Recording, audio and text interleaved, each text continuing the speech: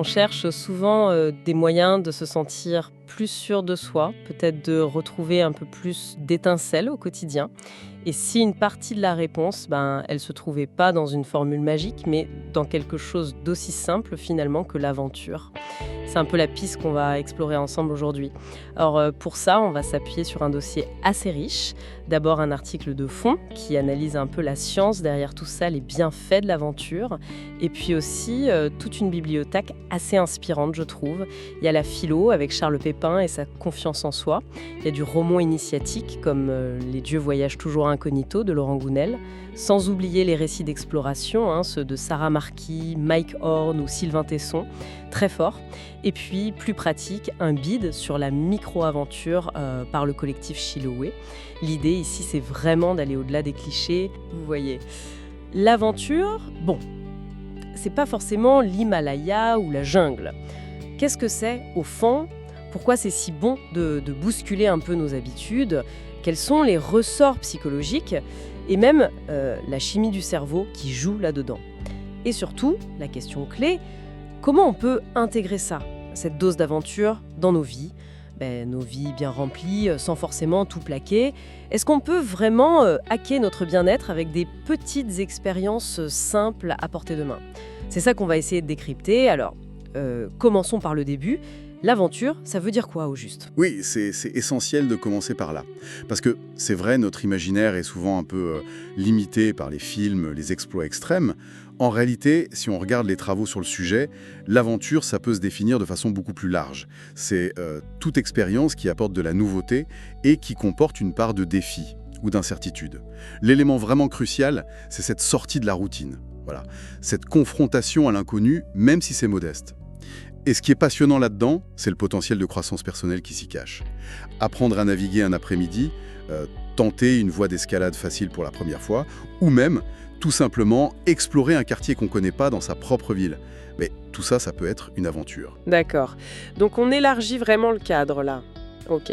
Et si on regarde les bénéfices, alors, celui qui revient tout le temps, c'est la confiance en soi.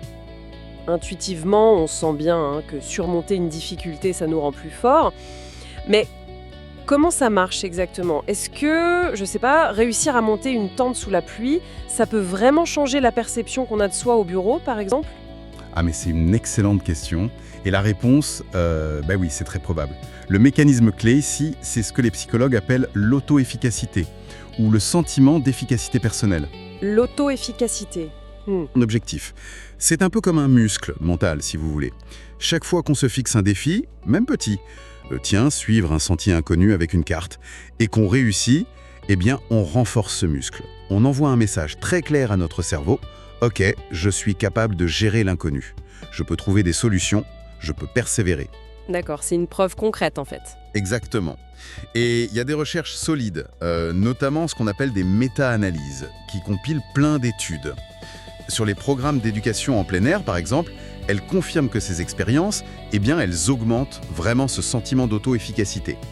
Et le plus intéressant, je trouve, c'est l'effet de contagion. Cette confiance qu'on gagne dans un domaine précis, réussir une rando, apprendre un truc technique, elle reste pas coincée là. Ah bon ? Elle se propage ? Oui, elle a tendance à irradier, à se transférer à d'autres domaines de la vie. On se sent plus capable d'aborder ce projet complexe au travail, ou de gérer une conversation difficile, ou même de se lancer dans un nouvel apprentissage. Donc, si je résume, c'est l'action qui précède et qui nourrit la confiance. C'est bien ça. Ça me fait penser à ce que dit Charles Pépin dans son approche philosophique. La confiance, on ne l'attend pas passivement. Elle se construit dans l'expérience, en osant affronter le réel. C'est exactement ça. C'est un renversement de perspective assez fréquent. On attend souvent de se sentir confiant pour agir, alors que c'est souvent l'inverse qui se produit. L'action, même si on hésite, même si c'est pas parfait, c'est ça le terreau de la confiance future. Chaque petite victoire sur l'incertitude, c'est comme une brique de plus dans le mur de notre assurance personnelle. Très clair.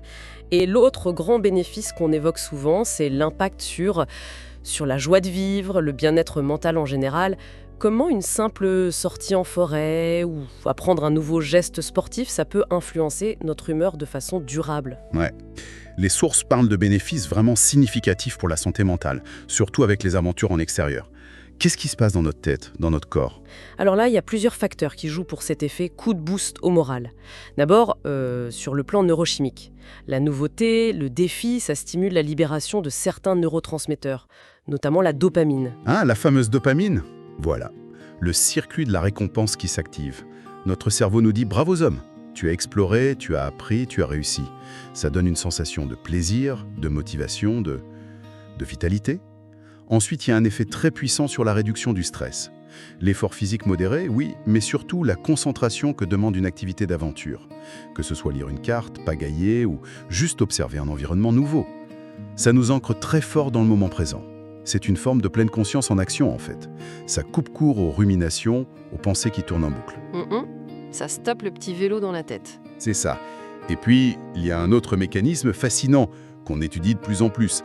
C'est l'émotion d'émerveillement. Le fameux « oh » en anglais. Se retrouver face à quelque chose de vaste, de beau, qui nous dépasse un peu. Un paysage de montagne, un ciel étoilé loin des villes, même la complexité d'une vieille forêt. Des recherches assez récentes suggèrent que ces moments d'émerveillement ont un impact direct, mesurable sur notre bien-être. Ça peut réduire les marqueurs de l'inflammation, diminuer les symptômes dépressifs et nous faire sentir plus connectés aux autres, à quelque chose de plus grand.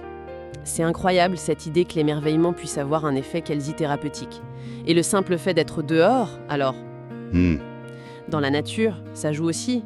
Ah oui, absolument. C'est un facteur clé, surtout pour les aventures en extérieur. L'Association américaine de psychologie a même popularisé ce concept d'être nourri par la nature, nurtured by nature. Il souligne tous les bienfaits du contact avec la nature sur notre humeur, notre attention, même notre créativité. Et beaucoup d'études le confirment. Passer du temps dans la nature, ça réduit le stress, ça améliore l'humeur, ça peut même renforcer le système immunitaire. D'ailleurs, des approches comme la thérapie par l'aventure en milieu sauvage, la Wilderness Adventure Therapy, elles combinent justement le défi, le groupe et l'immersion en pleine nature pour aider des personnes face à diverses difficultés, avec des résultats positifs. Quand on lit les récits de Sarah Marquis, Mike Horn, Tesson, on sent cette puissance de la nature. C'est pas juste un décor, hein. C'est une force active, parfois rude, oui, mais profondément régénérante. Tout ça a l'air très positif, c'est vrai, mais est-ce que ce sont des observations solides? On parle beaucoup de bienfaits, mais la science derrière, elle est robuste. C'est une question légitime, bien sûr. C'est vrai que la recherche dans ce domaine, elle est complexe. Les expériences humaines, c'est difficile à standardiser. Mais on dispose quand même aujourd'hui d'un ensemble de preuves de plus en plus solides. On a parlé des méta-analyses, ces études très rigoureuses qui compilent les résultats de plein de recherches. Celles sur la thérapie par l'aventure ou sur l'impact de l'éducation en plein air sur l'auto-efficacité, elles montrent des effets positifs qui sont consistants. D'autres travaux regardent spécifiquement les bénéfices sociaux, émotionnels, pour les jeunes qui participent à ces programmes. Et puis, l'importance de la nouveauté pour l'apprentissage, pour créer des expériences mémorables, ça, c'est bien documenté en psychologie cognitive. Donc oui, même s'il reste des débats, des nuances, le tableau général qui se dégage de la recherche, c'est que l'aventure, quand elle est bien menée, ça peut être un levier vraiment puissant pour le développement personnel et le bien-être. Convaincant. Mais alors, arrive la question fatidique.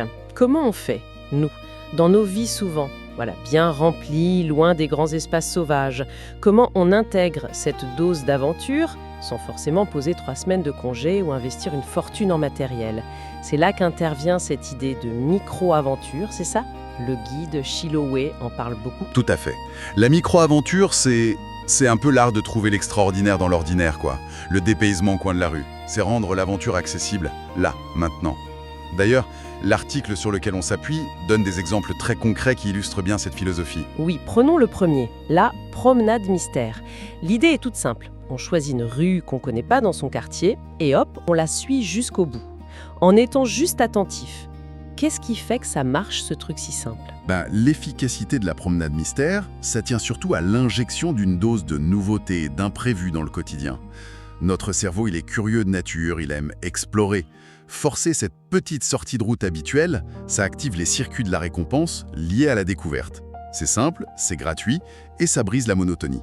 Et en plus, ça renforce subtilement ce sentiment d'être capable d'explorer, de s'orienter, même à toute petite échelle. Deuxième exemple, l'aube en haut d'une colline. Se lever super tôt pour aller voir le soleil se lever depuis un point de vue local. Là, on sent qu'il y a un effort en plus quand même. Effectivement. Et c'est cet effort qui est intéressant. D'abord, il y a le petit défi personnel, se lever tôt, marcher peut-être dans le noir. Réussir ce petit challenge, ça renforce directement l'auto-efficacité. Je me suis fixé un objectif un peu hors norme et hop, je l'ai fait. Ensuite, il y a la récompense, le spectacle du lever de soleil. Et là, on touche à une source potentielle d'émerveillement, cette fameuse émotion « oh » dont on parlait, avec tous ses bienfaits pour le moral. On retrouve un peu l'esprit des grands explorateurs qui cherchent ces moments suspendus, mais à une échelle totalement accessible. Troisième idée, un peu plus originale peut-être, le bivouac sur balcon ou dans le jardin. Passer une nuit dehors, mais chez soi. Ça paraît presque trop simple. Et pourtant, l'intérêt ici, c'est de se reconnecter, même de façon minimale, au rythme naturel, aux sensations du dehors. Le bruit du vent, la fraîcheur de l'air, la lumière qui change. Ça permet de capter une partie des bienfaits du contact avec la nature, même si on est en ville. C'est aussi une rupture avec le confort habituel. Et ça peut générer un sentiment de satisfaction simple, voire de gratitude pour ce confort qu'on retrouve le lendemain matin. C'est une expérience qui change notre regard sur notre environnement tout proche. Et enfin, le parcours première fois. Se lancer le défi de faire, disons, 3 petites choses inédites dans sa ville pendant une sortie. Goûter un plat inconnu, entrer dans une boutique où on n'ose jamais aller, demander son chemin à quelqu'un même si on a son smartphone. Ah, celui-là, il est excellent pour travailler directement la confiance. En situation sociale, face à l'inconnu, chaque première fois qu'on réussit, c'est une mini-victoire contre l'appréhension. On expérimente le fait que sortir de sa zone de confort, c'est pas si terrible, c'est même souvent agréable. Ça renforce la résilience, la capacité à oser, à interagir. Ça peut faire écho d'ailleurs aux personnages de romans comme celui de Gounel, qui sont souvent poussés à faire des pas de côté, à oser des trucs qui leur semblent inconfortables au début, mais qui se révèlent transformateurs. Ces exemples montrent bien que l'aventure, c'est vraiment adaptable en fait. C'est pas un modèle unique à suivre. C'est le point crucial. L'aventure, c'est une démarche personnelle. Quelqu'un qui vit en ville avec peu de moyens peut multiplier les explorations locales, gratuites. Il mise sur la nouveauté, la découverte. Une personne à la campagne peut intégrer des randos régulières et capitaliser sur les bienfaits de la nature pour sa santé mentale. Un profil plus introverti trouvera peut-être son compte dans une aventure sono, apprendre une technique d'orientation, faire un petit bivouac seul. Ça favorise la croissance perso, l'introspection. Et à l'inverse, quelqu'un de plus extraverti pourra préférer les aventures en groupe. Un club de rando, un stage sportif, pour partager, pour le lien social.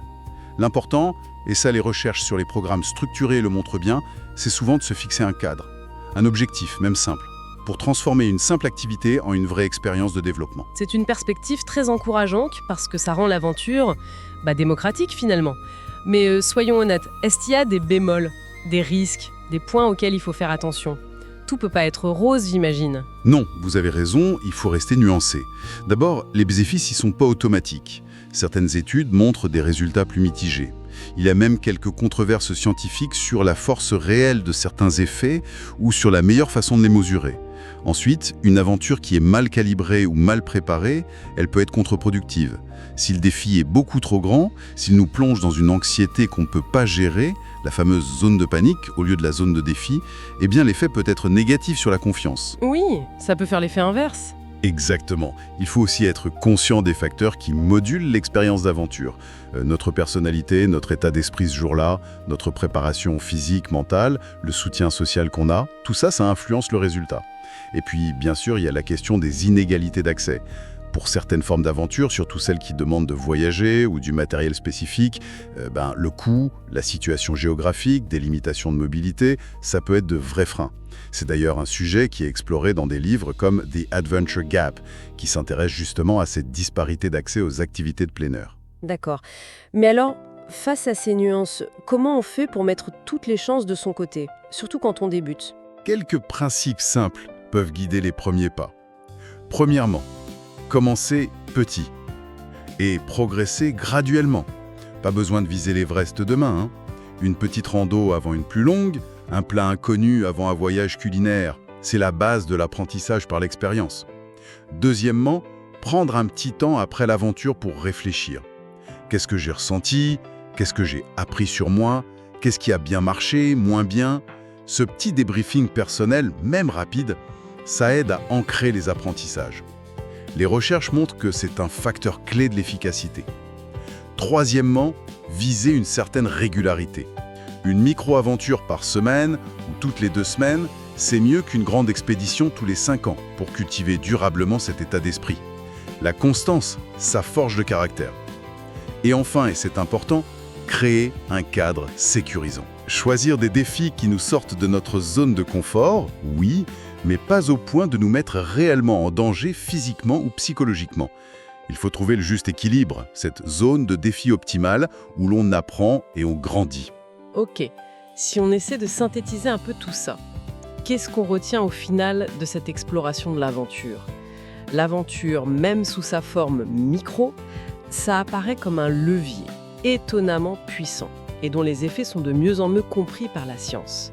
Elle agit sur la confiance en soi, en développant ce sentiment d'efficacité personnelle face à l'inconnu, et sur notre bien-être général, via des mécanismes comme la dopamine, la réduction du stress, le contact avec la nature et cette fameuse émotion d'émerveillement.